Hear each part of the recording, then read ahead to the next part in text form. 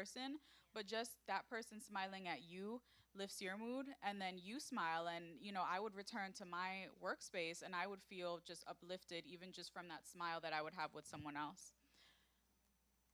So this is just a fun tidbit related to smiling that will transition us into our next topic. So in a very common phrase in, I guess, more Western society or English-speaking societies is to say cheese when you're taking a photograph.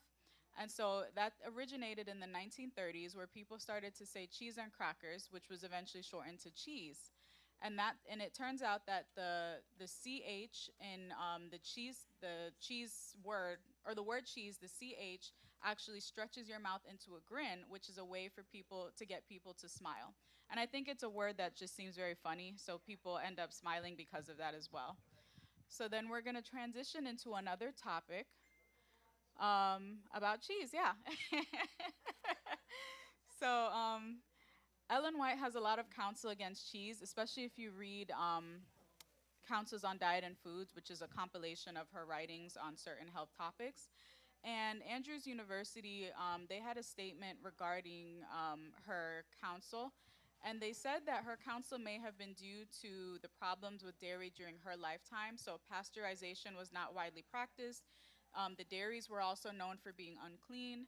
Milk was sometimes contaminated, so the water that they had may have been polluted, and milk was sometimes contaminated, and the milk may have been watered down with water that was contaminated, and they also lacked refrigeration. So the things would spoil much faster than now, where we have preservation of things.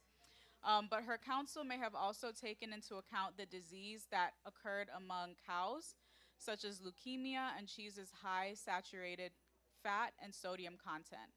And so even though we have I'm not medical, but even though science and technology may have done away with certain things, we know that there are still, diseases among the animals. We know that cheese still does have a high saturated fat and sodium content. And there's other, if even if you feel like cheese has certain benefits, there's also other things that you can find the same health benefits from while avoiding the things like the high saturated fat and sodium content. So this science says about cheese that the protein found in cheese comes from casein.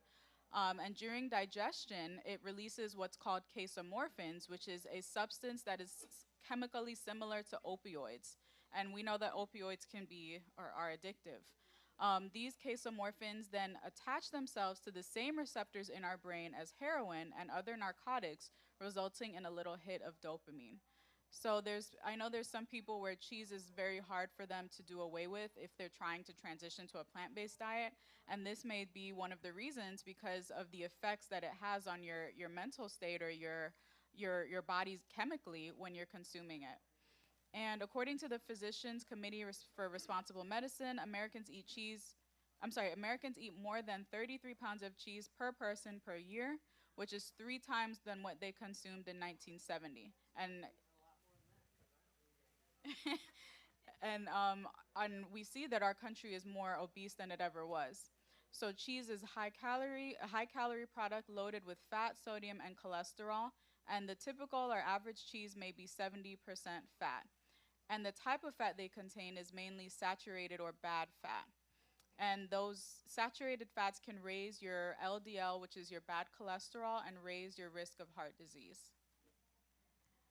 So one of the recipes that Alex and I had brought 2 Sabbaths ago, the 27th of April, was a more plant-based cheese alternative, or a vegan, so to speak, cheese alternative.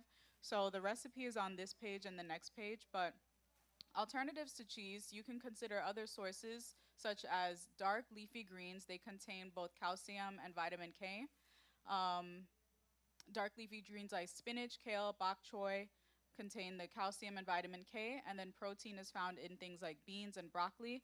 And when I was doing my research, I found that people, or a lot of maybe websites, say that cheese is good for you because it has calcium, vitamin K, protein.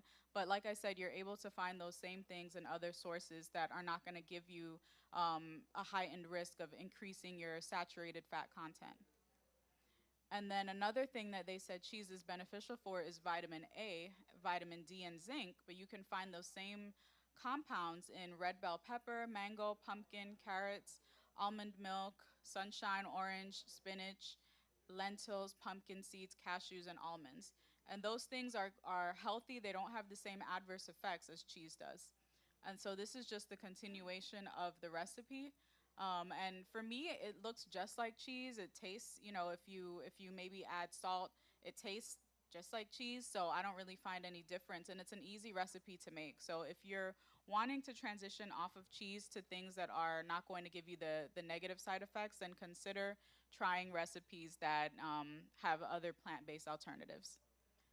So additional information is found in Councils on Diet and Foods, Christian Temperance and Bible Hygiene, and Councils on Health.